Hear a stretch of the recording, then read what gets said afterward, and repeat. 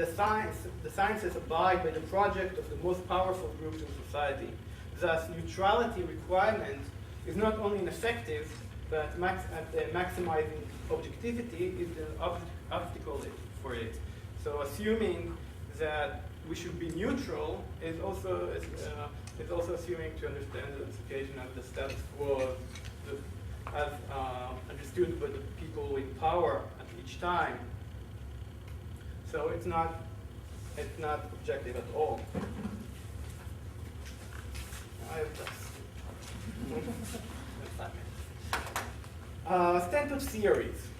Stanford theories, which comes from feminist critique, argues that if one wants to detect the value and interest of structure and of scientifically understand the structure of institution, practices of conceptual schemes, it is useless to start to frame one research question or pursue them only within the priorities of those institutions. So if I want to study a hegemonic order, it's useless to understand it only from this point of view.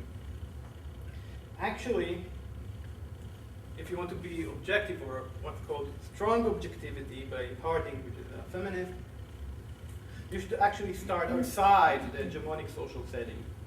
You should actually study the accounts of those from marginalized by the social order. Of course, the fact that you talk about the marginalized, it doesn't mean that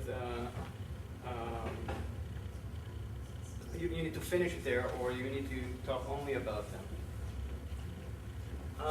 And one important thing I want to say that it's the fact that we should consider voices not only from the hegemonic forces doesn't mean that I'm talking about epistemological relativism, that everything goes, that whatever anyone says has the same value or is scientifically equal. For example, you mentioned talk about apartheid. I mean, yes, both now people call Israel an apartheid state, and people say South Africa is apartheid, but it doesn't. I mean, it's a fact that they do say it, but they don't have the same moral grounds, or they don't mean that they're equal normatively.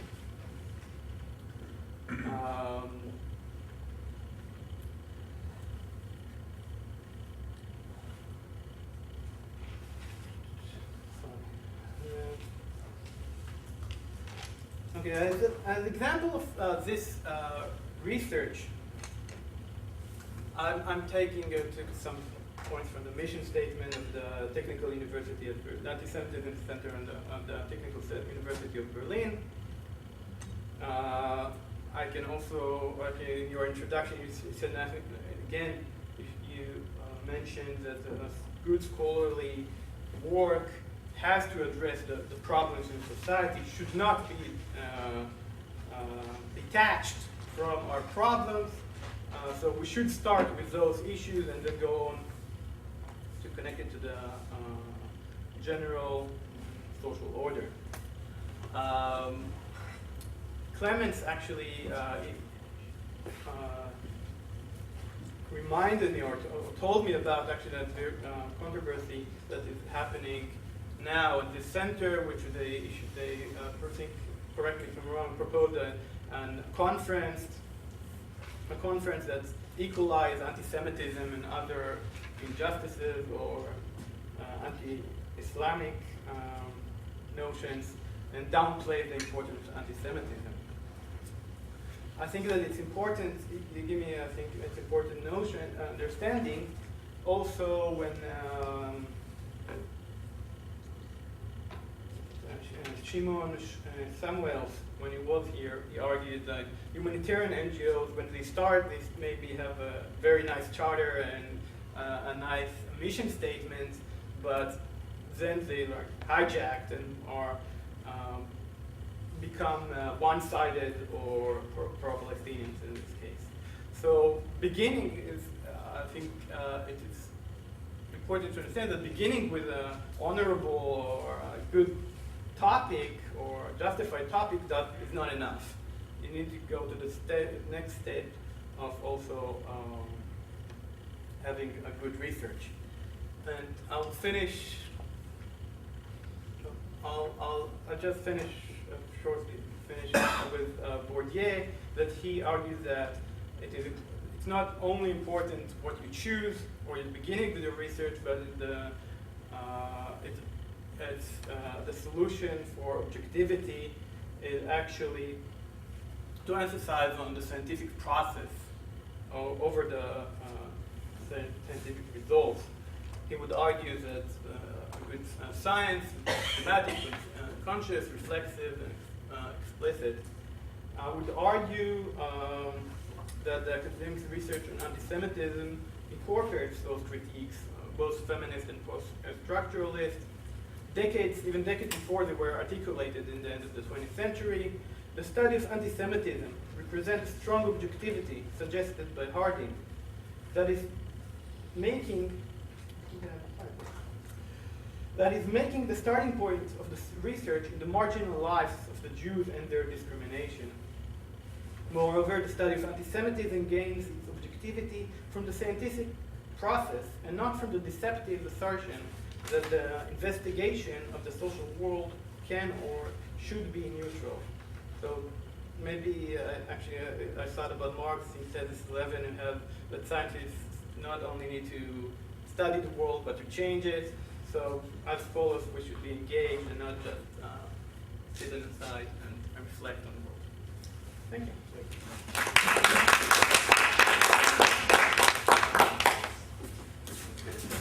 So thank you both very much. We have time for some questions, and I think, in a way, Ben and Annette's papers complement each other. Annette was looking at issues from a historical perspective, and Ben, I guess, from a social theoretical perspective, and understanding the study of anti-Semitism. A good complement in your papers. So are there any questions or comments? Okay, Bassam and then Josh. In the first presentation, different historical phenomena were addressed. The tribes, the nations, and all these issues.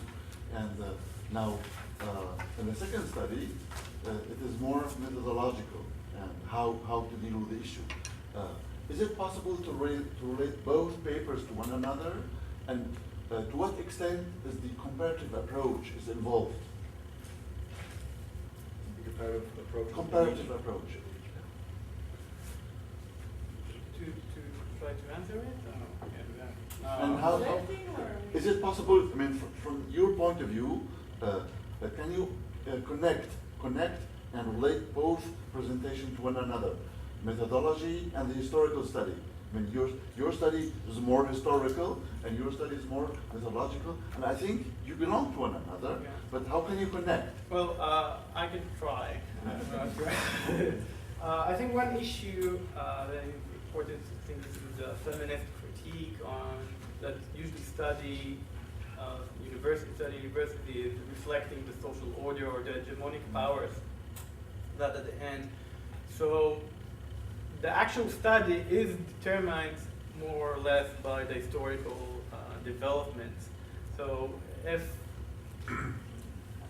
I would argue, you might argue that those changing and understanding what is a Jew, what is the place of a Jew in our society also reflects what kind of research is done and how scholarly we understand it. So, but I will also take in account the feminist perspective, the critique that this is usually actually not only objecting, actually an obstacle for objectivity. The fact that we only think from the standpoint of the hegemonic standpoint. I don't know if that was clear enough. I'm trying to argue that it is although historically Jews were, and the issue of Jews and the issue of Jews was marginalized, it's just especially because of this reason we should start from to start our study from this marginal life. maybe I tried to argue that to determine who's marginalized or who's hegemonic is a historical process, and this is how the two issues are connected. Can I be more specific for Anat? Anat, can you make use of his thinking for conceptualizing your material? Well, I think that the research Ben presented are different ways of understanding anti-Semitism that are not necessarily the methodology I necessarily follow. That Hannah Arendt has, not that I in any way compete, of course not, but say Hannah Arendt has her understanding of how the story developed and why are the Jews at the center of the story in the 20th century. And Durkheim has his own way of seeing sort of what. Durkheim is earlier, so less, but let's say Bauman, let's say, or the Frankfurt School or Sartre and the other people I mentioned have their own way of understanding this story, this history of anti-Semitism, history of why we got to the Holocaust. And first of all, my paper did not really focus on the road to the Holocaust, which is extremely well studied. And second, I just took a different, or I tried to take a sort of different methodological approach. I tried to more sort of think less about the breaks in the way that sort of Hannah Arendt thinks about breaks, and Bauman thinks about breaks in history, and more think about continuities of patterns of thinking, continuities of ideas, of images of Jews, and things like that. That answers your question. I'll just chime in too. I think that the importance of interdisciplinary studies is that there is a... That was the background of my question. Yeah, there has to be a multifaceted approach to a subject, the study of a subject. And I think that the encouragement of more interdisciplinary studies and analysis and taking on board various disciplines in research is really important. And, just as a point, this was my training in the UK, where we dealt with these issues from an interdisciplinary perspective, and I think to connect disciplines and power structures and ideology and history and various processes is really important to understanding this issue and other issues. A lot of questions here, 5 minutes, so Josh, then Neil, and Angelica. So mine is a combination of a comment and a question, and it's mostly on Ben's presentation. So in the chart that you presented at the beginning of your presentation, there was a large spike in the amount of research that apparently is done on anti-Semitism since the 90s. So particularly in the 90s and this current decade, we have an enormous increase in the study of anti-Semitism. This raises the question of why it is that there is this apparent unwillingness to engage in the issue of contemporary anti-Semitism, and yet there's this huge surge in scholarship of anti-Semitism. It would be important to know what the content of that scholarship is, but I would predict that much of it is historical. And if correct, that would go to explain part of the reason why there's not an unwillingness to engage in anti-Semitism as an historical issue. I talk about this in my paper too, but I'm going to hazard one aspect of an explanation of why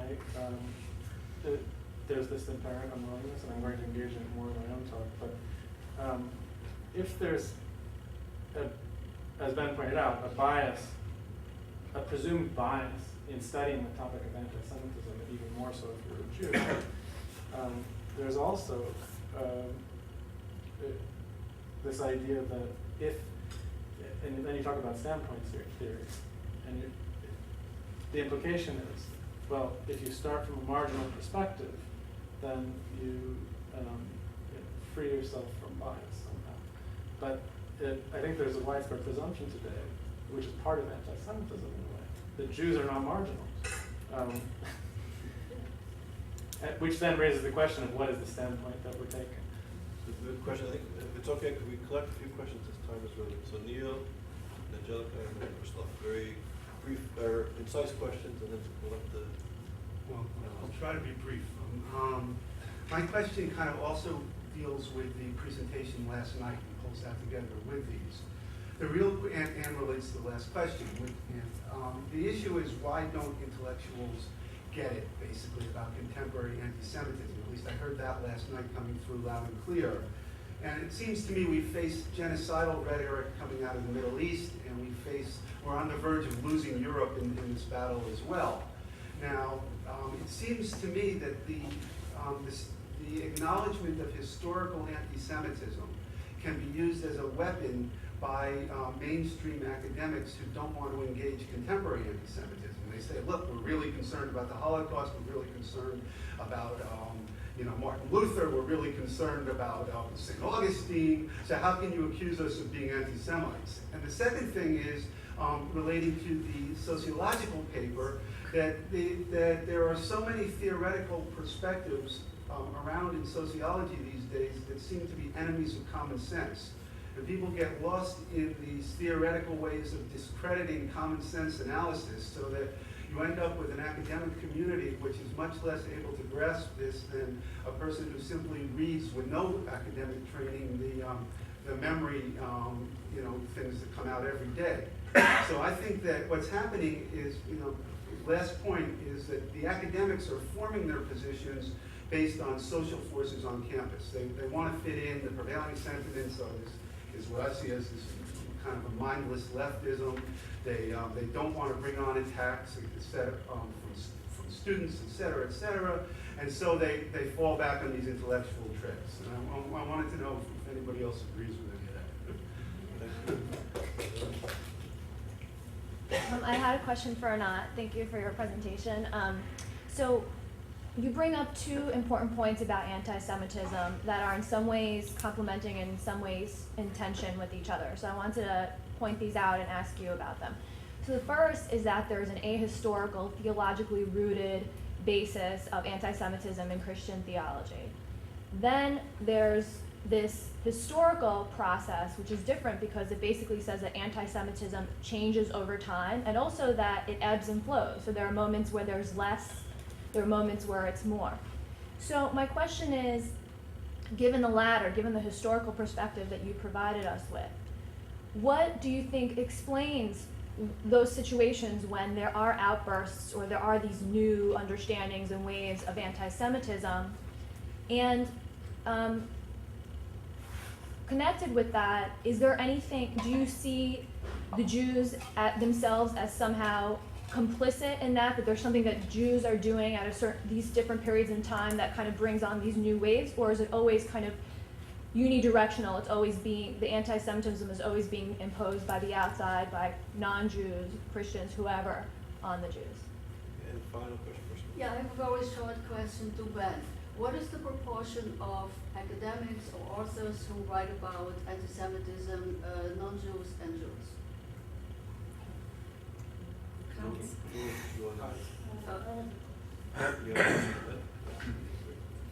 Okay, so it's a question that's actually somewhat strangely related to the previous question. So the people you talk about, the scholars, were so the Durkheim, Trotsky, Frankfurt School, Zygmunt Bauman, Hannah Arendt. All these people were Jews, rejected by their respective, whatever you want to call them, homeland society, right? Durkheim, we're talking about Dreyfus Affair, Trotsky, we're talking about, pogroms, Seidel-Arpaci towards Jews, failure of Russian assimilation, right? Frankfurt School, Hannah Arendt, obviously the Holocaust, Bauman, very loud way kicked out of Poland. So I was just wondering if you think there's still, I don't like doing history through biography, but it's still interesting that all these people were talking about modernity, we're talking about the problem of society at large is being sort of put upon the Jews and all these things, were themselves Jews very much victims of this anti-Semitism. I don't know if it's a question or a comment, but. Should we answer? Yeah, so you will respond to your Yeah. comments. Well, first, maybe say something about whether Jews are marginalized, whether they're a minority or not. I think there should be a distinction between academically what we understand minorities and what's in common sense we understand, and women are considered to be minority or marginalized, although they're 51% of the population. So like the numbers doesn't mean that they're not dominated by other groups. And I do think that Jews are dominated by other groups. And the second thing, I would like to talk a bit about this chart. Of course, it's just the number of books. It doesn't mean, it's not in percentile related to other studies. So the fact that there's more research on anti-Semitism, it doesn't mean that in general there are a lot of study on anti-Semitism. Actually, I would think not in the rise in the 70s. It's not only a rise it's a rise in academic scholarship in large. So I don't know if maybe in relative, actually the writing on anti-Semitism just decreased. I would argue yes that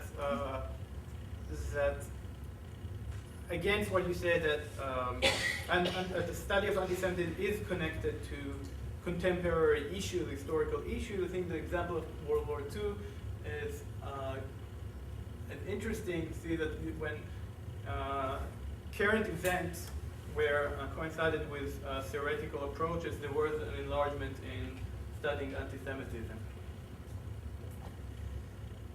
Jews, non-Jews, and I'll finish with that. I don't know exactly how many Jews or non-Jews wrote. I can assume in most studies that people begin to study because they have some interest and should have some interest in the issue. Probably Jews have more interest in studying it than others, so it would be expected to see that more Jews will study anti-Semitism. The other issue is that there were relatively, the amount of Jews in academia was outnumbered their percentile in the population. So I don't know what you can say about that. I need to think about your questions more than I would think. So I think I'll start with Josh. That was for Ben. I had something to say about that. So I think this rise of these studies, first of all, yeah, I think a lot of it is history. So it has also to do with rise in Jewish studies, Jewish history. It also has to do with the establishment of the institutes you're talking about in Israel that started publishing and writing about anti-Semitism. But I think actually still in Jewish history, it's sort of not a very trendy or very popular subject, I would say, anti-Semitism. And if anything, I think the people who most study anti-Semitism are probably people who study the Holocaust. Would be my kind of wild guess. And I think because of that, some people think that the story is over because the Holocaust sort of implicated genocide and anti-Semitism and end of story, right? Which even some of the Holocaust museums, if you think about it, show a picture, at the end of, establishment of state of Israel, end of story. You go in New York, in the final room, you see the Statue of Liberty. The Jews have arrived. America has saved the world, sort of. I mean, I'm simplifying, but that's why I also think that it's still somewhat marginalized study of anti-Semitism. About your question about the ahistorical basis, and I agree, there is a tension there between the ebb and flow and certain historical moments that happen and an underlining sort of imagining of the universe, which I think, even when people tell their own stories, they think about beginning, middle, and end. So and we think of history in that way as well, as having a beginning and end. And I think Christianity did give Jews a certain role that it's difficult to get rid of. And I think that this role does actually help us explain why in certain periods there is a rise in this violence, because in periods where there's more of this religious fervor, where there's eschatological anxiety, the world is coming to an end, we have to make the Jews convert, we have to get rid of it, we have to purify ourselves. So sorts of moves towards purity, all sorts of moves towards conversion. So in these moments of greater anxiety, I think that happens. So if that answers your question. As for Jews, I think that's a very tricky question. I think that in some, well, the Jewish actions, I think that Christians construct this idea of what is a Jew, which doesn't necessarily have much to do with what the Jews do, but at the same time, yeah, Jews do not convert to Christianity. But does that make them guilty of anything? No. They maintain their identity and their religion. Does that make them, no, again, not guilty. So certainly, yeah, the way that Jews don't want to become Christian certainly influences, right? If all Jews converted and didn't stay Jews, yeah, probably anti-Semitism would disappear, but that's not a historical argument, if that answers your question. And in later period, yeah, so I think that would be my answer. But it's more about the construct of who they are rather than their actual actions, or, you know, what should they not have the Talmud and not have, you know, and play the role that they're assigned? Yeah, the Jews do refuse to play the role they're assigned. But I don't think it makes them guilty of, or, So on that strong note. So thank you very much for both of your papers. And I think we're off to a good start. If we have any more papers.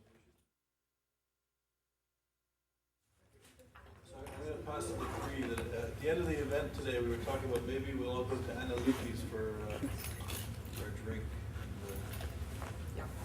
End of a busy week at the conference, we should all go to the pub. Okay, so the second session, we have Annette and Idit. Annette will start off. She's speaking, the title of her talk is In Differences, Anti-Semitism in Relation to Other Racisms in the German Context. Annette has a PhD, she completed a PhD in 2005 at the Center for Jewish Studies at the University of Leeds. Her thesis was entitled Holocaust Memory, Migration, and Otherness in Renationalized Germany. She's the co-author of a comparative study on racisms in feminist psychosocial support networks in Germany, France, and Britain. She's published various articles and chapters in books, for example, on the representation of Jewishness and Blackness, on migration, pedagogy, and the German remembrance culture, on the writings of Esther Shari and Maxime Biller.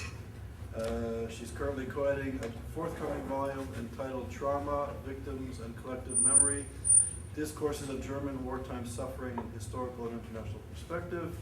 She's worked in the Department of German, Russian, and Slavic Studies at the University of Leeds in the United Kingdom, and was a Post-Doctorate Fellow there, managing a large project examining contemporary debates about so-called German victimhood. So, and she was also awarded a fellowship at the Hebrew University of Fidel Sassoon Institute as well in 2005 and 2006.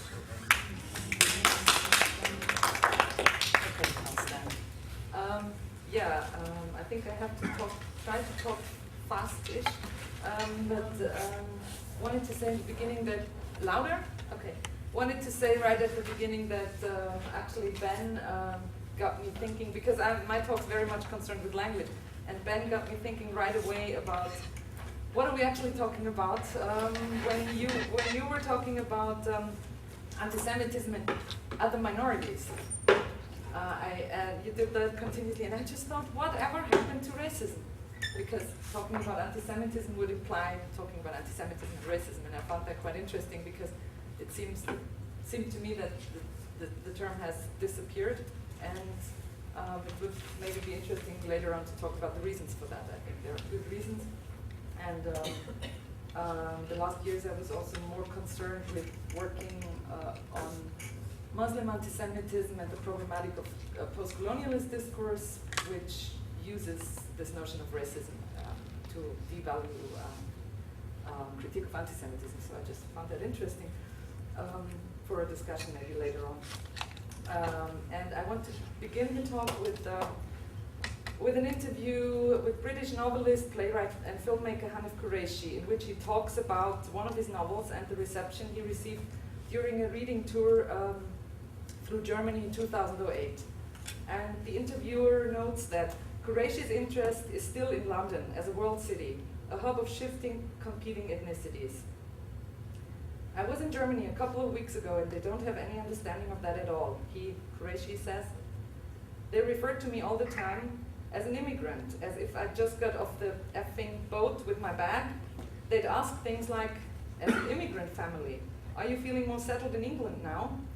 And I think, for God's sake, you don't have any idea, do you? Germans have this sense of themselves as a Teutonic homogeneous race with all this riffraff around the side.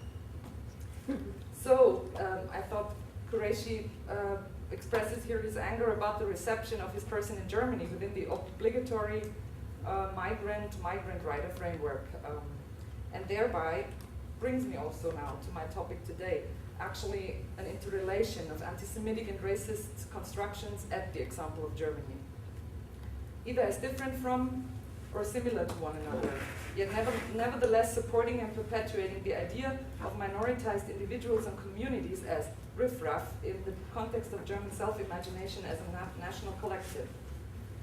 And you'll later hear also an example, and I have to say one out of very many, that shows how Jews in Germany are also considered what Qureshi calls riffraff around the side. But before I discuss this interrelation of anti-Semitism and racisms in the context of just a few examples of language about or against minoritized or migrantized people in Germany, and ask me questions about terms if you want to later on, how I use terminology, I want to point to a few obvious questions and problems arising straight away from the title of my talk, or what I think we should also talk about. Well, anti-Semitism and other racisms. What does it mean, actually, to link these terms together in that way, in this succession, and in this brief but still bracketed title? And I think, first of all, we would have to clarify what is meant by anti-Semitism as opposed to, different from, following on from Judeophobia, anti-Judaism, hostility towards Jews, Jew hatred, and also what do we mean by racisms as in other racisms, implying that anti-Semitism is one form of racism, similar to, different from, concepts like xenophobia. And we will have to consider the shifting constructions of blackness and whiteness at different times and so forth. Secondly, those terms we all keep using and talk about could be looked at from a historical perspective, discussing the genesis and development of those discriminations over decades, centuries, even millennia, as we know, or from the perspective of any other discipline that may have and has contributed to our knowledge, understanding, and occasionally our despairing and non-understanding of anti-Semitism and racisms and their persistence. So the short prefix in my title is actually meant to draw attention to the fact that an underlying concept we have to constantly be aware of and also we have to question is an imagined, constructed, and factual difference, both internally constructed and from outside, inclusive of our own involvement as scholars in discourses of difference, and not least of all those indifferences which are so prevalent in those competitive debates on anti-Semitism and racism today. So obviously, just outlining those questions, this task is beyond the scope of this very brief talk. And I'm not going to follow a linear model of explanation, but rather want to point to travelings of racist and anti-Semitic concepts and terms. An approach which I also take because I think it refuses gestures of explanation that imply the possibility of a principle underlying or imposable super theory, which so many of us seem to look for so often. And I'm interested much less in providing clear-cut answers than in posing further questions, despite, or rather because, of the contradiction of such an approach to the notion of our despairing misunderstandings. Our missing of understanding and certainty. Uncertainties and questions, I think, are much more likely to lead us to listen to doubts and arguments of other scholars and to an openness that can provide a counterforce, precisely to discriminations of the other, of individuals and collectives as other. So, scholarship on the vexed question whether and from which historical point in time onwards or within which religious and cultural societal context anti-Semitism should be called anti-Semitism in the first place, and not hostility towards Jews, Jew hatred, or another term, is rather diverse. There's not least the problem that after all we work with a term that, if we want to say that, has been coined, so to speak, by the political enemy. Moreover, there are arguments about the specific anti-Semitism after Auschwitz, the interrelation of anti-Zionism and anti-Semitism, about the specificities, extent and relevance of Muslim and Christian anti-Semitism at different times. Scholars such as Yehuda Bauer, Shulamit Volkov, Chaim Maccobi, and others strongly emphasize that a division between anti-Judaism and anti-Semitism is not at all helpful, given that Christian anti-Judaism is the basis for modern anti-Semitism. Despite the new development that shaped the hatred of Jews increasingly along the racial theories as of the 19th century, the new racialist anti-Semitism nevertheless was based on and incorporated at different times most of the old Christian hostility towards Jews. Various other approaches insist on a strong division between anti-Judaism and modern anti-Semitism, and here anti-Semitism is viewed in as a secular modern phenomenon. Zygmunt Bauman notes on the specificity of modern anti-Semitism and the construction of the nation against the Jews, I quote, "The order modern Europe built was to be the nation-state order, and that involved political powers waging cultural crusades against ethnic minorities, regional customs and local dialects, so that the myth of national self-sameness could be made into the legitimizing formula of political powers. Into this Europe of nation-states and nation-states, only Jews did not fit, having only gypsies for company. Jews were not an ethnic minority in any one of the nation-states, but dispersed all over the place. But neither were they locally residing members of a neighboring nation, which I would argue is, in a way, still both the case, while at the same time, of course, having changed with the founding of Israel.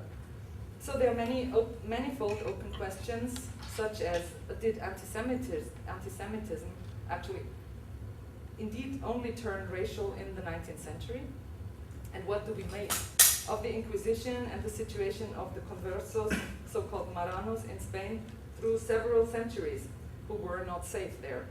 Chaim Maccobi notes that, I quote, "The conversos became the chief victims of the greatest instrument of oppression before the Holocaust, the Spanish Inquisition, which functioned from 1481 until the 18th century. The Spanish converted Jews were not allowed to sink into the general population. In later Europe, this took the form of a racialist theory based on pseudoscientific theory. In Spain, it took a pre-scientific racialist form based on the concept of blood. And if all these political and scholarly divides weren't already complicated enough for the study of anti-Semitism, scholarship on the interrelation of anti-Semitism and racism, a question entwined with the above respective approaches on the timeline of a racialist anti-Semitism, is rather divided too. Or actually, let me rephrase this, I think within the direct confrontations with this question, where it is attempted to study the forms and histories of this interrelation, the relevance of an interrelation for today's situation is often being avoided as far too hot a topic. So instead, I think we entangle ourselves all too often in debates over specific terms and their all too anxiously guarded boundaries.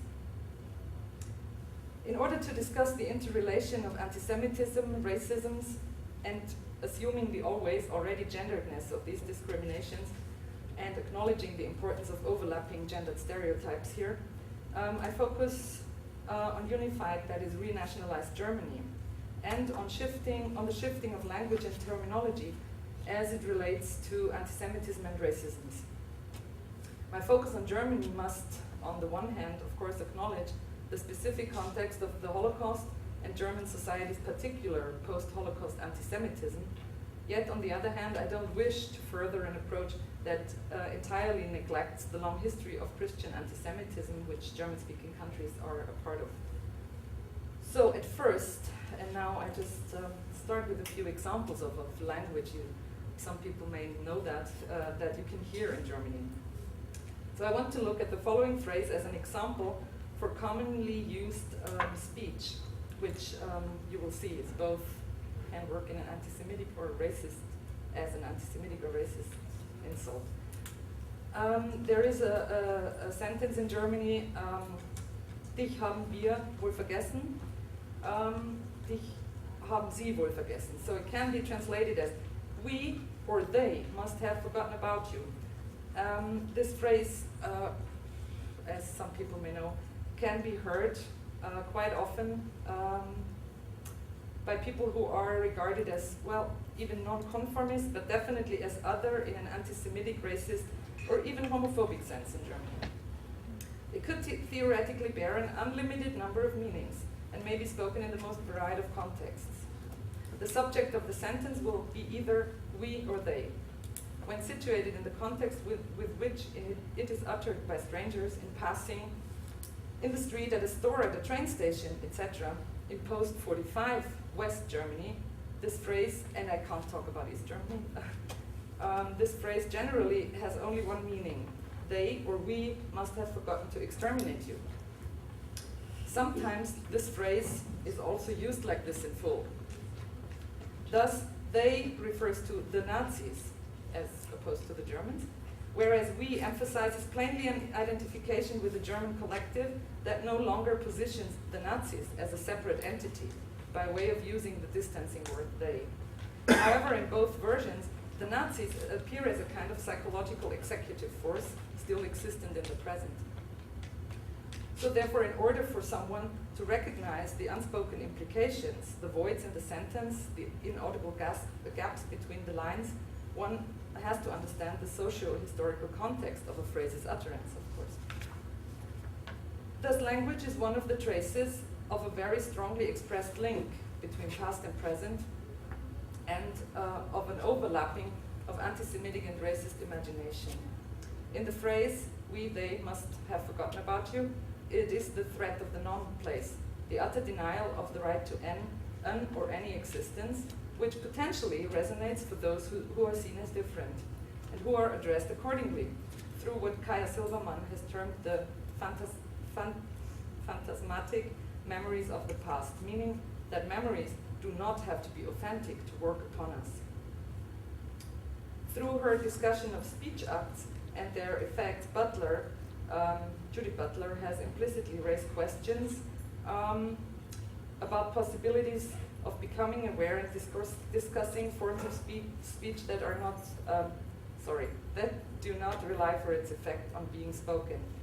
So this is also a question I ask myself very often: how does one study language spoken and unspoken?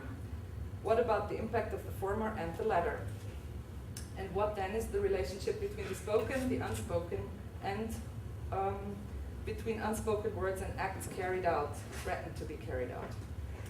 And when we think about the impacts of words, and I'm talking here only about the German context, the impact of words that remain unspoken after the Shoah in Germany, one is inevitably also led back to what was spoken during National Socialism. From various conversations I had with minoritized women and men from various non-German German backgrounds in the years after unification up until today, I concluded at some point that the notion, apparently, of a buzzing in the air is often the only imaginable way to circumscribe the impact of unspoken words and the subtexts of some spoken words. And I would argue that this buzzing may be described as being one part of the echoes of what Victor Klemperer named Lingua Tertii Imperii, the language of the Third Reich. In his detailed description of National Socialist language, Klemperer analyzed the undercurrents, the changes, and increasing popularization of many phrases of the LTI. He did so as an academic, a scholar of German literature and language, but simultaneously also as a German Jew who was forced to experience being looked upon and treated as subhuman. Klemperer showed convincingly in this book and in his diaries that although not all Germans may have agreed with all Nazi crimes, the most fundamental beliefs of Nazism had permeated people's thoughts and expressed themselves through their language.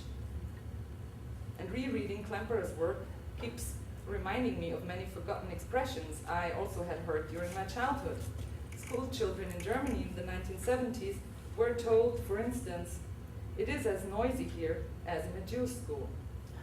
like in a robber's cave, or like in a Turkish bazaar. Klemperer also has detailed how Streicher, the Nuremberg Nazi leader and propagandist, had called all synagogues robbers' caves. And Klemperer notes that it is not, however, either the wish or the exactitude of the expert which determines the universal acceptance of a new word, but rather the mood and imagination of the public at large.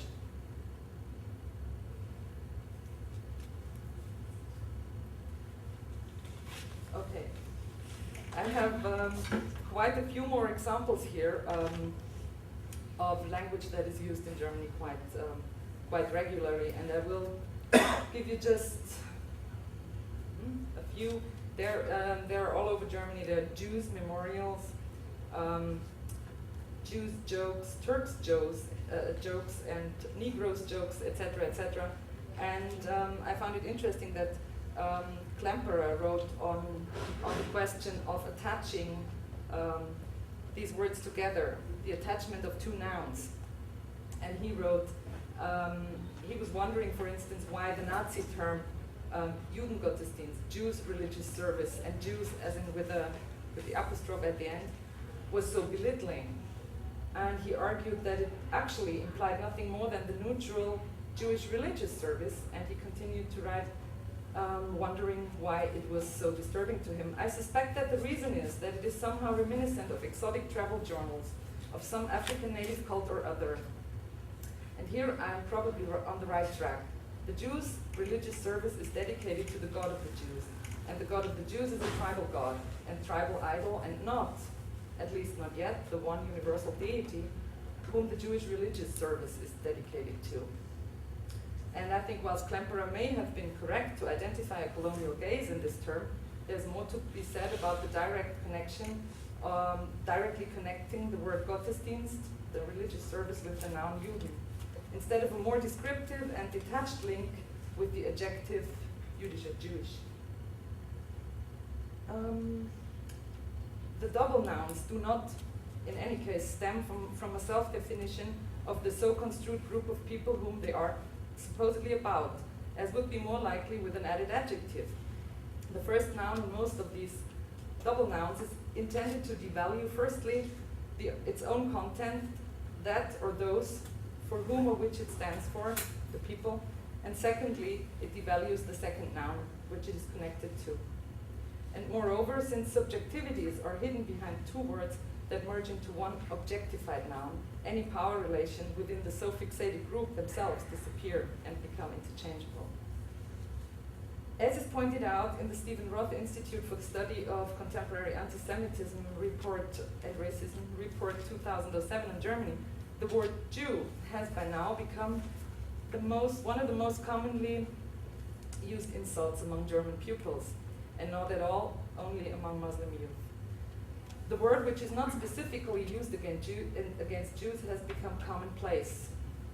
In November 2007, during a confrontation between groups of right-wing and left-wing youth at an underground station in Berlin, for example, expressions such as "Du Jude, Heil Hitler" were used by the former, and so forth. I have many more examples of those.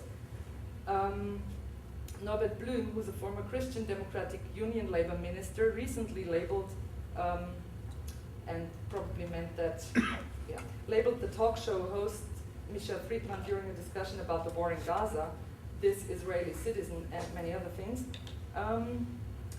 And he moreover questioned Friedman about whether and what you people have to hide with regard to a sealing off of Gaza for the press. To Friedman, he considered it as a slur that recalled the Nazi practice of stripping Jews of their German citizenship. But Blüm is by far not the first politician or higher politician expressing the sentiment that German Jews are in fact not Germans but Israelis. The late chairman of the Central Council for Jews in Germany, Ignaz Bubis, was confronted with similar comments during the 90s all the time, as were other Jews standing in the public.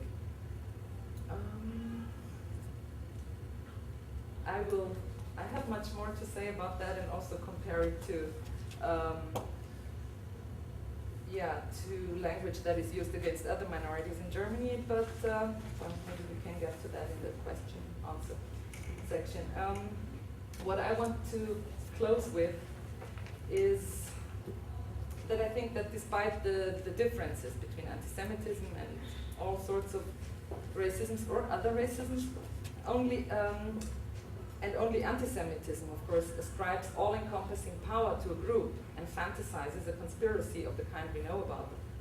I would still argue that we have to focus, again, more on similarities that tie racism and anti-Semitism together, not least, I think, in order to counter the misuse of allegations of racism that are made in quite a wide movement in the world. And I'm closing now, finally, by borrowing the words of Patricia J. Williams, who is a professor of law at Columbia. She says, "This distance between the self and the drama of one's stereotypes, the distance between the nice internal spirit that is no one but oneself, and this wild image of projected fear. Negotiating that distance is an ethical project of creating a livable space between the poles of other people's imagination and the nice calm center of oneself where dignity resides. Creating and negotiating that space is the work of what I think of as the question at the center of our resolution of racism, of xenophobia and anti-Semitism, and a host of other isms."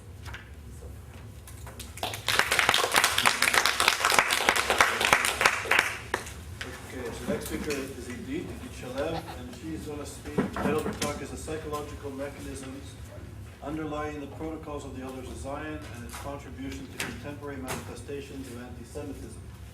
Idit received a BA in Psychology and Special Education from Tel Aviv University, and she graduated with distinction in her master's degree in Psychology and Counseling, also from Tel Aviv University. She did a PhD and graduated with distinction in the research of emotions from Haifa University, and she did another PhD with distinction in clinical psychology, also from Haifa University.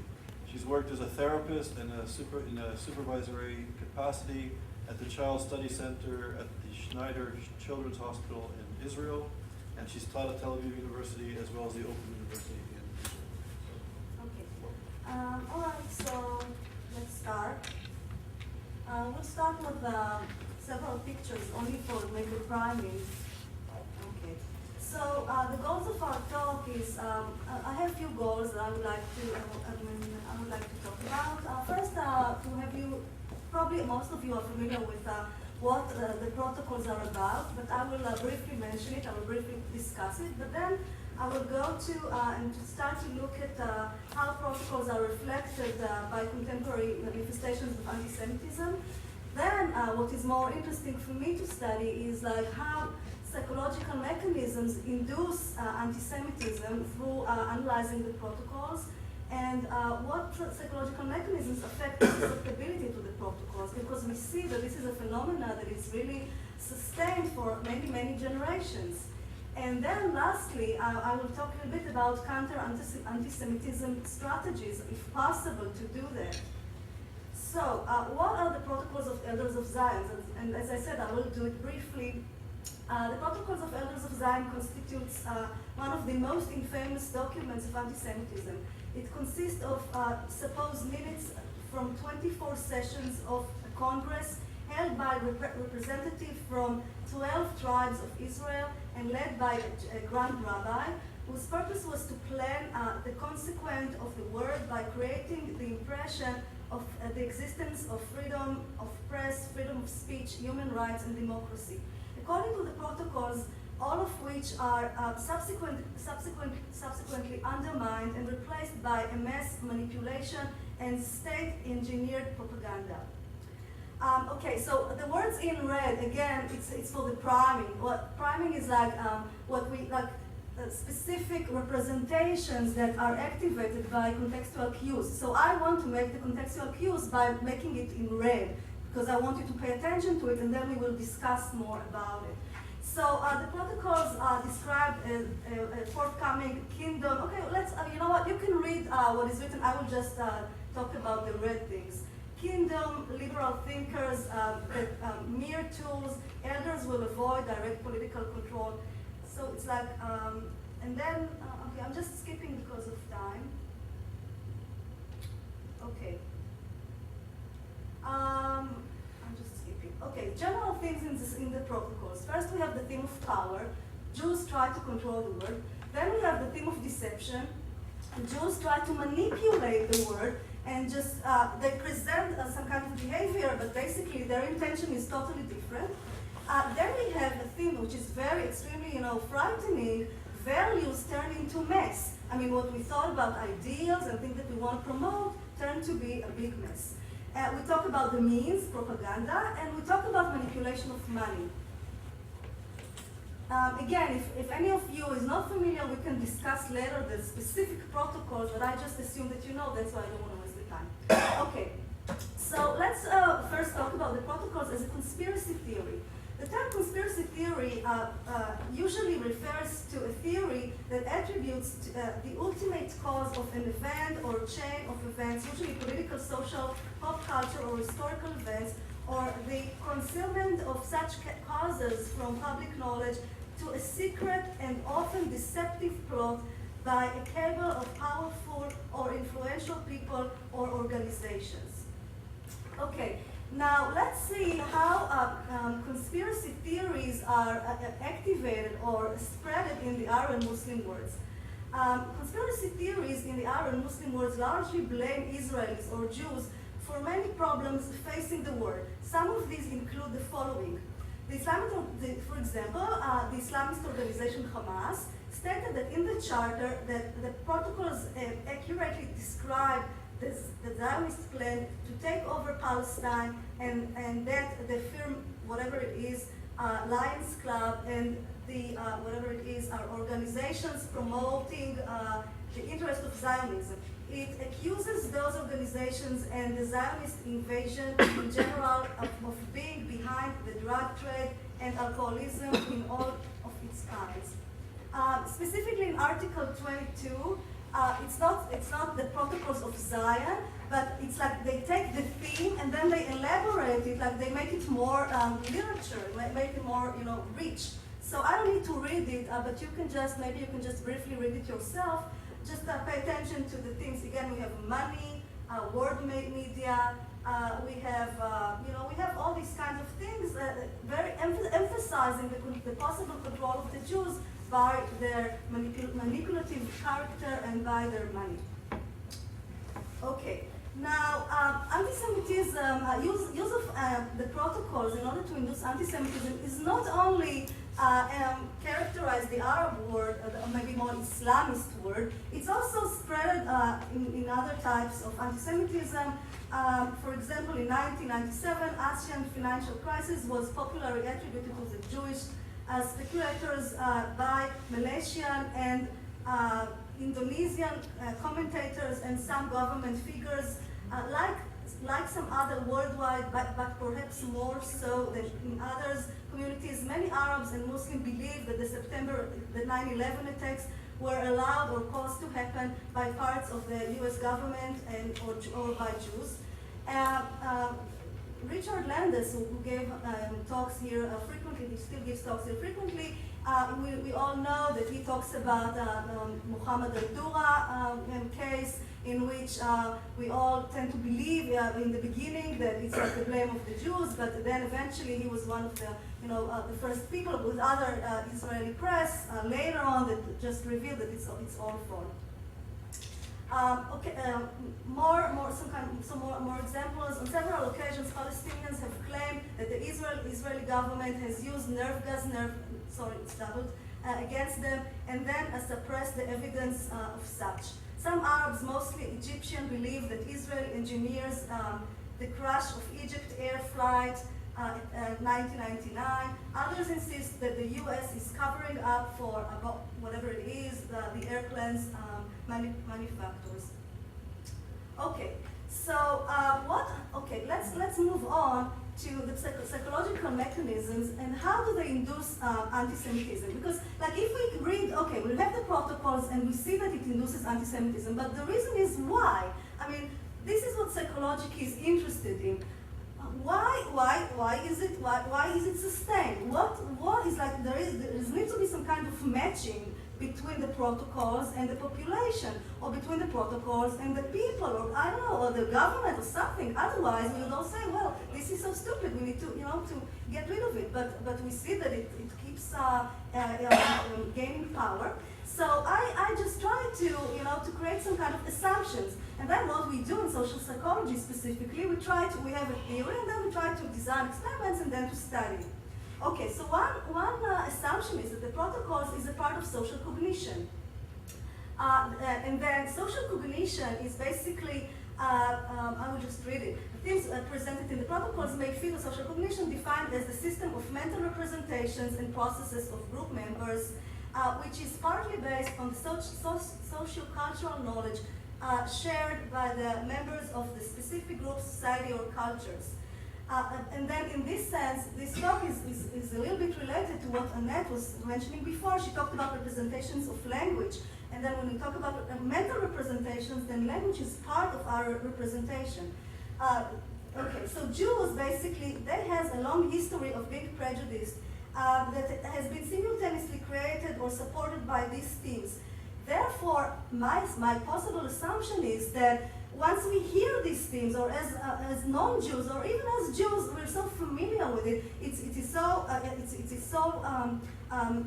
deep in the culture that it gave us some kind of familiarity. And then if something is familiar to us, we like it more and we think it's validated, not because it's realistic, but only because we are familiar with it.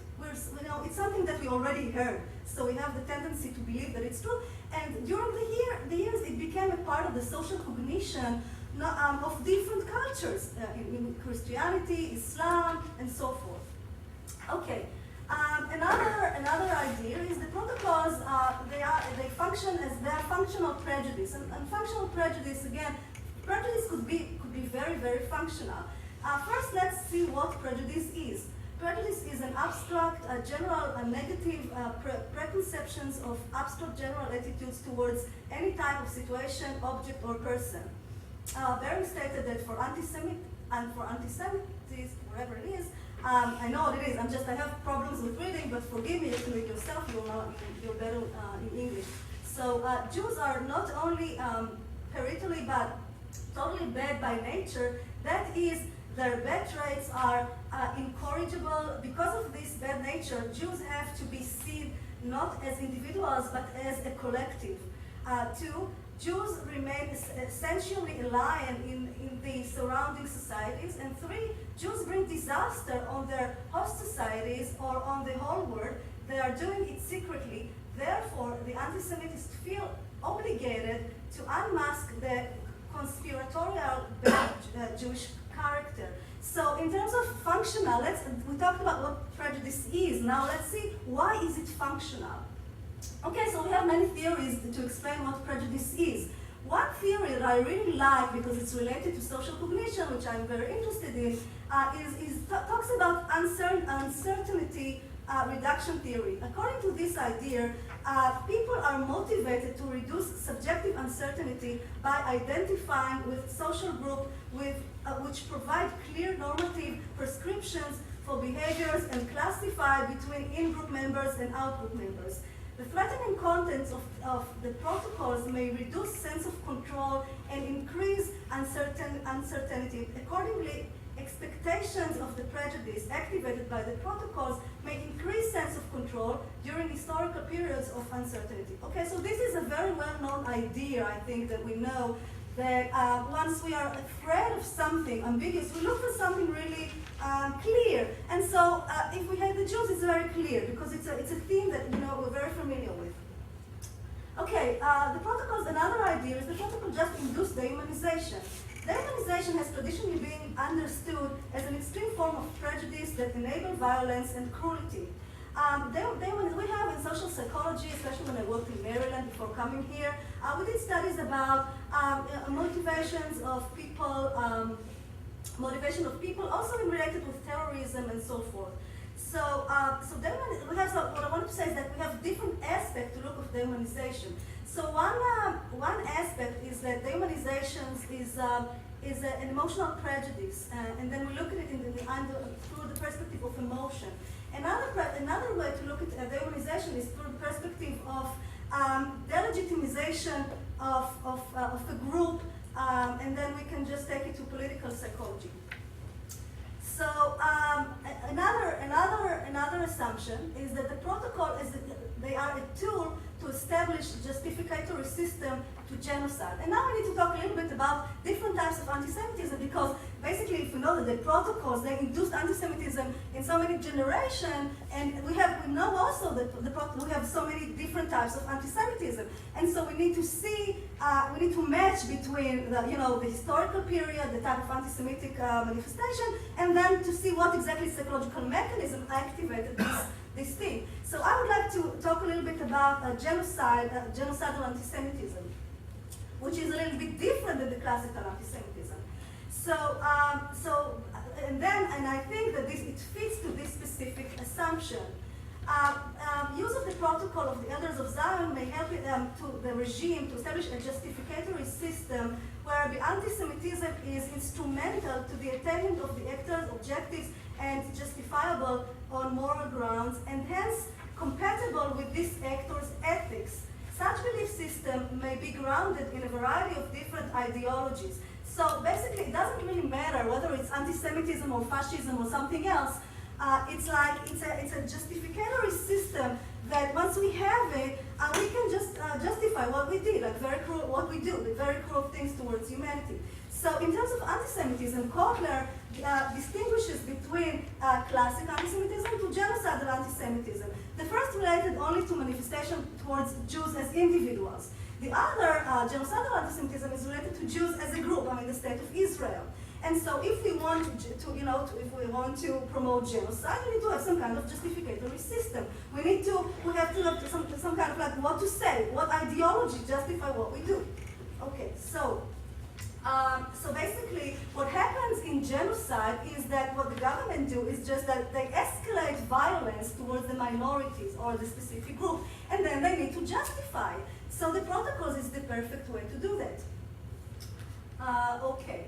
So, and then, let's see if there's anything else here. Okay, another assumption is that media violence, activation of the protocols through media violence. There are a lot of, this idea of goals activation through contextual cues. It's a very usable and contemporary knowledge in social psychology, specifically developed by John Barge and other colleagues.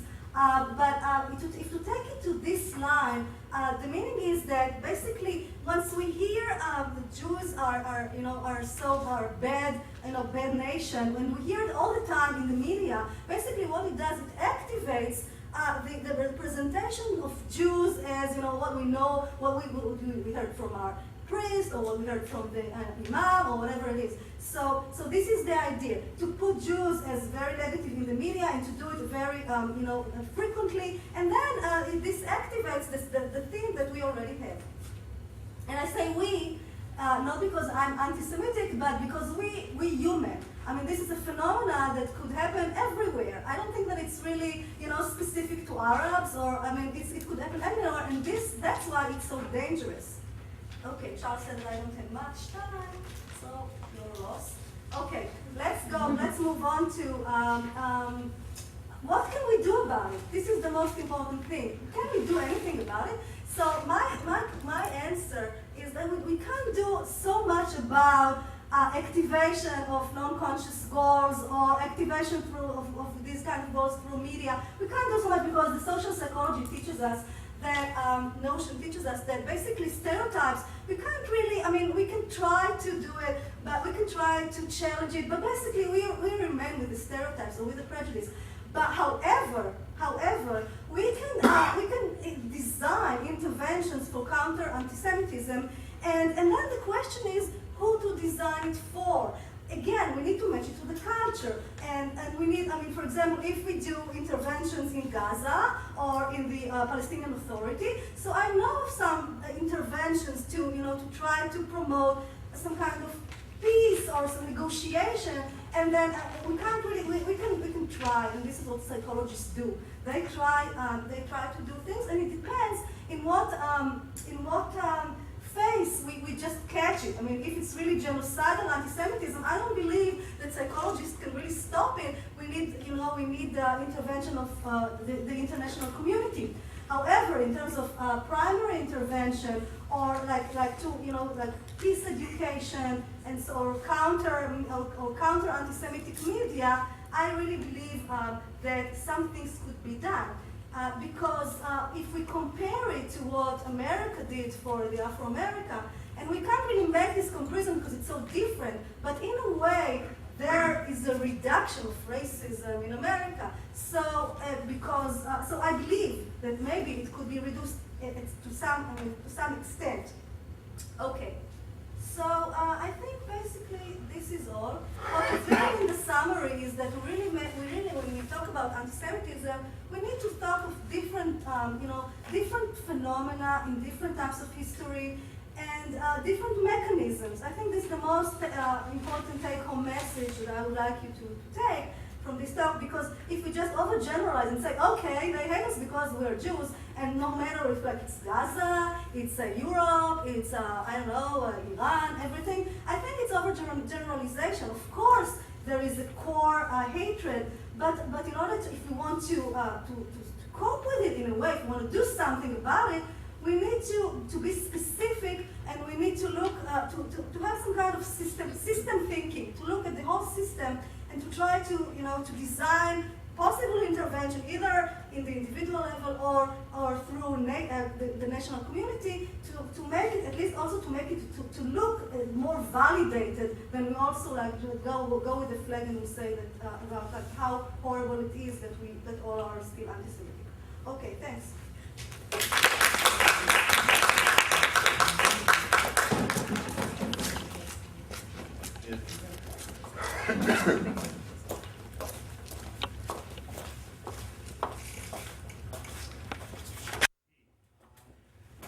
Appreciated your analysis of the social cognitive roots of the appeal of the protocols, but and your call for a kind of a systemic approach to the whole thing.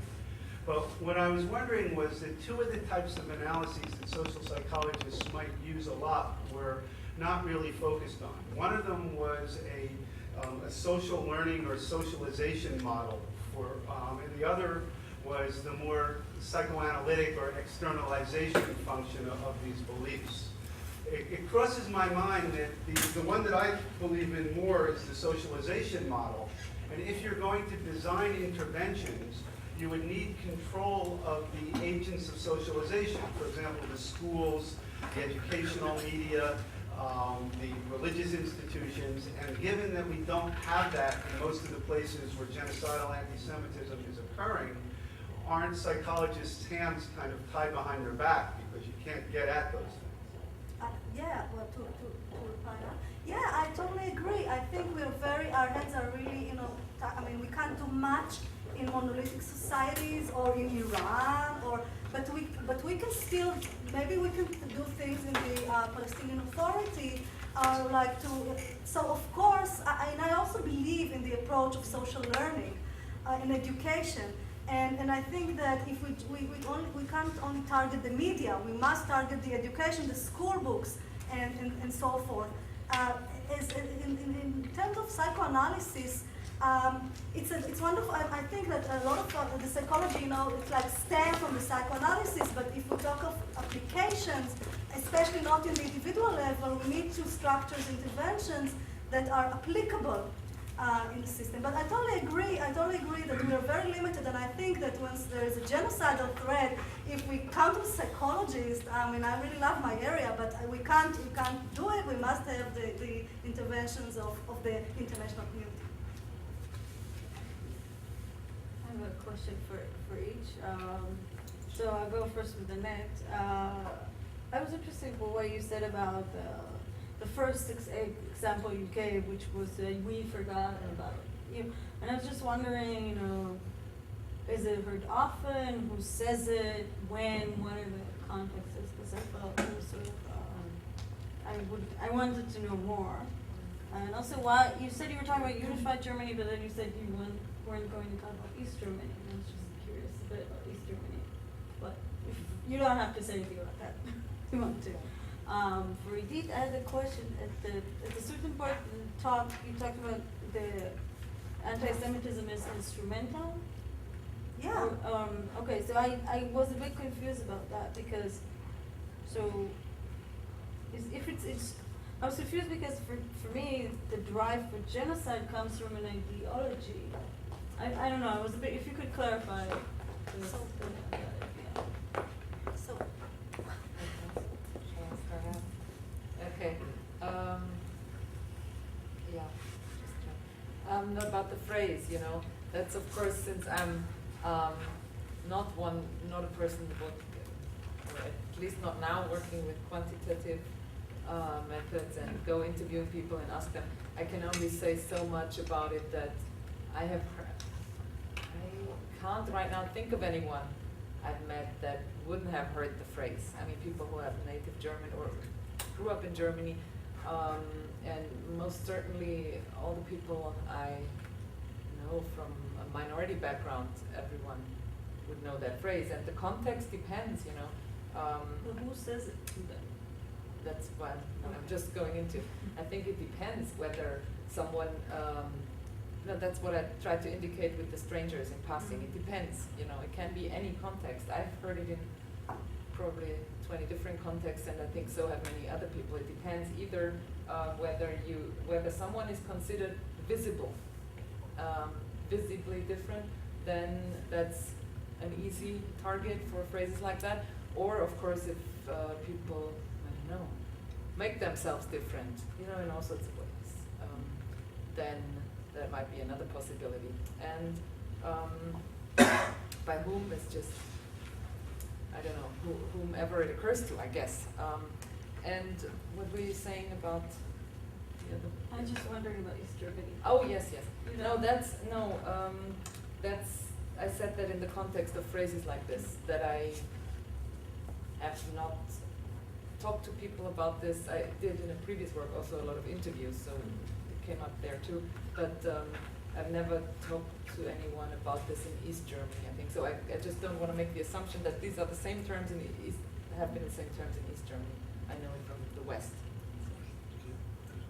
Related with this one, related with Anat question, I would like to ask you if you heard the phrase switch on, maybe they didn't forgetting about me.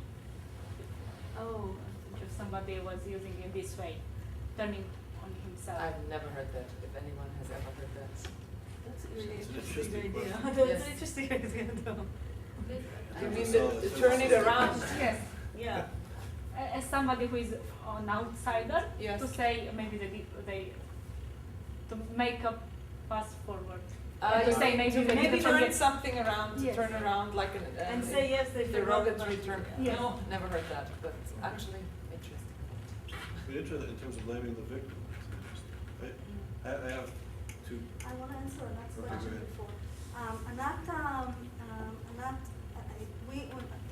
There is in psychology, like you have structural theories and functional theories.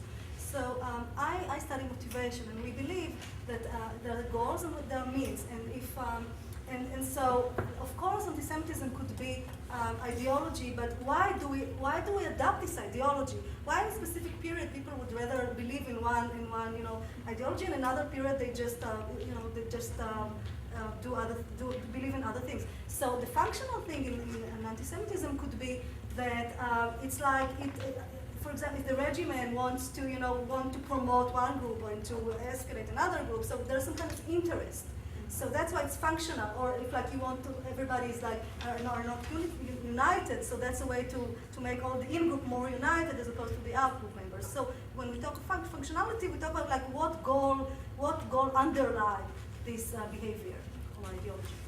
So I have a question for each of you. So for Annette, I really enjoyed the paper, but here's a challenge to you. So I think we both have a predisposition, many people have a predisposition to look at the similarities between different racisms. But I found it interesting when you spoke about how Stryker, I believe, looked at the notion of a Jewish religious service, and you spoke about the possible colonial gaze and the racialized discourse on the Jews. What distinguishes the colonial gaze in terms of the Jews is that, and you mentioned the notion of tribe and all that, and the God and all this stuff, is that when the Europeans went out to colonize, they were using sort of this notion of a racialized other, right? Whereas when it comes to anti-Semitism, there's so many layers of otherness, including the fact that the Jews are somehow denying at some level the Christianity of European discourse. So are there similarities, or is anti-Semitism so much more profoundly deep?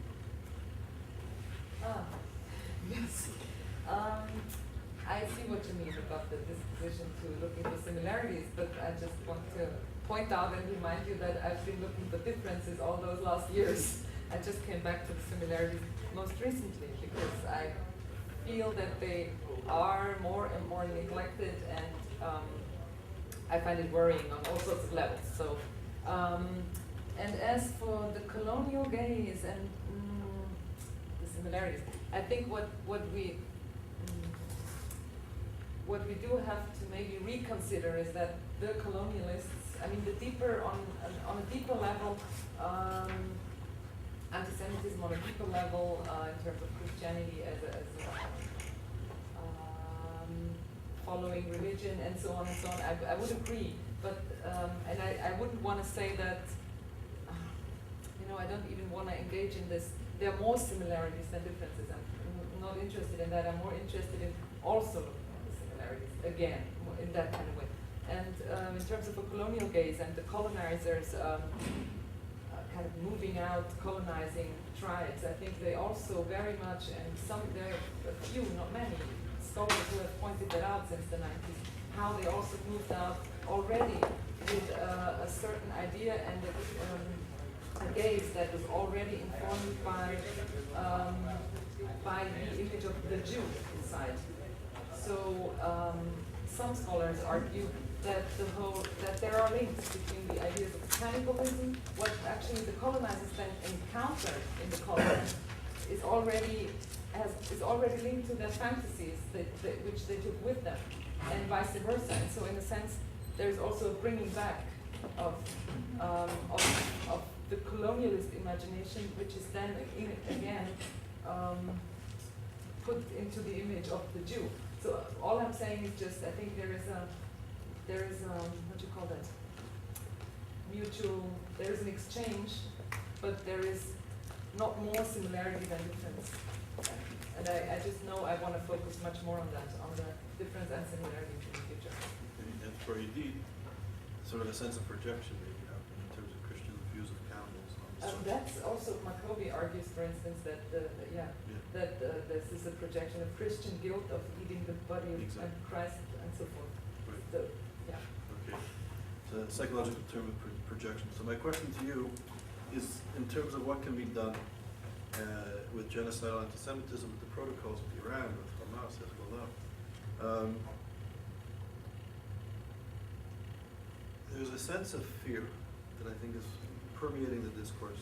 And as you know, we discussed it a lot, and I think it results in a sense of paralysis, and I think the paralysis leads to denial, and maybe denial is first, paralysis second. I'm sure I'm not the psychologist, but fear, paralysis, and denial is sort of all enmeshed in the discourse when it comes to the current inability or ability to confront genocidal anti-Semitism in a contemporary context. My question is this: if, in terms of doing something, and this is going to sound politically perhaps incorrect or not very nice for a scholar to say, but I'll say it. If Iran was confronted militarily, would and perhaps defeated or given a blow, would this result in a defeat that would enter into places politically and then maybe even culturally that would affect the dynamics of what can be done and what we can control? So in other words, as Iran is I would say all puffed up, out of control, and disproportionately asserting itself in the world, if they were given a whack militarily and deflated, what would be the implications in terms of dealing with genocidal acts? Well, first, a fascinating question. Thank you. And don't think I have the answer, but the question is fascinating. I think it's hard to tell because we can look at the case of Iraq. Okay, Iraq was a threat, and then there was a military intervention. What exactly happened in the world? And so the only tool that I have in terms of psychologist is the systemic way of thinking. Okay, so we need to look in order to think of an answer to a very complicated question. We need to look at the international map and to see, okay, who is the father, who is the mother, who is the family, what families do we have, what's going to happen because we can't only talk of Iran and Israel, we need to look at the international map and to see, what's happened now in the United States, Obama, okay, is there any chance for that to happen? What happens if Israel does something contradicting the United States policy? What's going to happen to Israel-United States relationship? So we can't really talk of like a military intervention as it is. We need to see how is it fit in the international map. And I was thinking a lot about it because this is the analogy that I have. And then I thought, but basically the world is not a family. Nobody really cares about you. It's not that your dad is a daddy, it's all changes, and it's hard to predict. That's why we need political scientists, and we need a lot of other areas. So here's a question for a psychologist. What do you do with the schoolyard bully? Oh. So tell me more in detail. Well, if a bully goes, in theory, if the bully goes unchallenged, they become more and more powerful. If you confront the bully, you deflate the bully. Absolutely. Okay. So for that we have. Very simplistic. Okay, for that psychologists have answers. Programs for bullying children. Intervention in terms of the law, but also interventions in terms of like confronting the bully. Yeah. Okay. So on the one hand, we need to increase the self-esteem of the victim and to make him not be afraid to confront. On the other hand, we need to talk of tolerance in school. There are things to do, and a lot of it is done. And so I think it will be excellent if we incorporate the knowledge and also to the area of antisemitism, because these programs are done. Bullying, but I wanted to tell you something really important, that bullying is really related to suicidality. And so it's a very complicated problem. It's very severe. So when we talk of antisemitism, we need to put it in the same package with possible depression, violence. It's not only antisemitism. It's also it could be related also to mental health problems. What about the self-esteem of the bully? Because that's why they're bullying. What about him? So what do you ask? In other words, you were talking about the self-esteem of the victim. Yeah, but what about the self-esteem What of the about the threat? self-esteem of the That's so bully? interesting. Roy Baumeister, he's a psychologist from South Florida. I also work in Florida.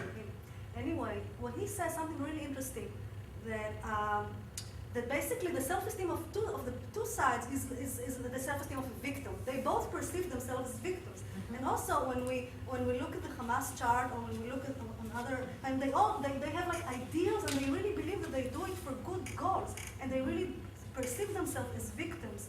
So we need to work on like the self-esteem of not only the victims but also the perpetrators. It's like so yeah. And it's a very important point, because when we talk of conflict resolution, we always talk about the two sides. Even if we are positive the Jews, we are Jewish and we want to, I identify with the Jews, but because it's conflict resolution, you always need to see the other side. So that was a very important point. Thanks. I have a question for Annette. So I was really struck by what you were saying about these kind of everyday language, these phrases, these highly anti-Semitic phrases being thrown about. And so I had thought that the German public, because, Germany, the Holocaust and Nazism originated in Germany, that there was this like ultra sensitivity, being very careful not to say things that are like, could be perceived as anti-Semitic, or there's like extreme political correctness. Maybe that's just because the people, so like going through, undergrad and grad school, meeting students from Germany, I've noticed how many people who are interested in studying anti-Semitism and Holocaust are German, and I thought it had something to do with there's this culture about being really interested, and maybe it's a sense of guilt thing, whatever it is. So is that, are both the intellectuals and the general public using these kinds of phrases that you were talking about? Or like, why is it that I've perceived this sensitivity? Is it just the few people I've met and it doesn't really, it's not really representative of the general population? Yeah, I can see what you're asking. That is a very, very huge question, and actually I think it, can't be answered in short. But what I was referring to was a day-to-day context, so to speak. I'm not talking about university, which don't know at the moment how it is there. But I think what you shouldn't confuse is, or what, in my point of view, especially since the 90s, people increasingly confuse is the publicized discourse of a certain strata, that is the political elite, etc., the public statements, and what is happening on the ground in the sense of what is the transference of familial memory, what are the narratives that are, what is being talked about. And for a long time it was anyway the case that it was maintained that there was no talking about anything in families, and there has been research, especially in the last 10 years, very good research that actually showed by interviewing a huge number of people, different generations of families, it actually has been shown that this is not at all the case, but it was just not the kind of discourse that maybe the international, I don't know, public or whoever in other countries had hoped for. Just that there was something different transferred. And of course you're right that there may be, as for the study and interest in anti-Semitism, there may be all sorts of, there may be a genuine interest, there may be guilt feelings, a mix of all of that. And then I also think there is, there's more to say about it. Could go on forever. Okay, so we'll collect the two questions and we have to take a break soon. So Suzanne and Ursula. I'm also coming from Germany, and I'm a question to Annette, because I'm just wondering. Yeah, you're saying a lot about this. You want to go to the similarities against racism and anti-Semitism, but now you haven't enough time to bring your examples, and so it was a little bit without I don't know, without examples, and it's really hard to discuss this, but on the context of this symposium on the lecture from Idit, and once you say anti-Semitism has much to do with conspiracy theory, and really we have the link to Idit and the era of science, and it's actual until now really important that.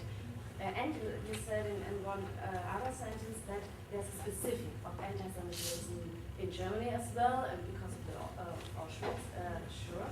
And you say some interesting sentences about this, and Yehuda Bauer and Wolkoff.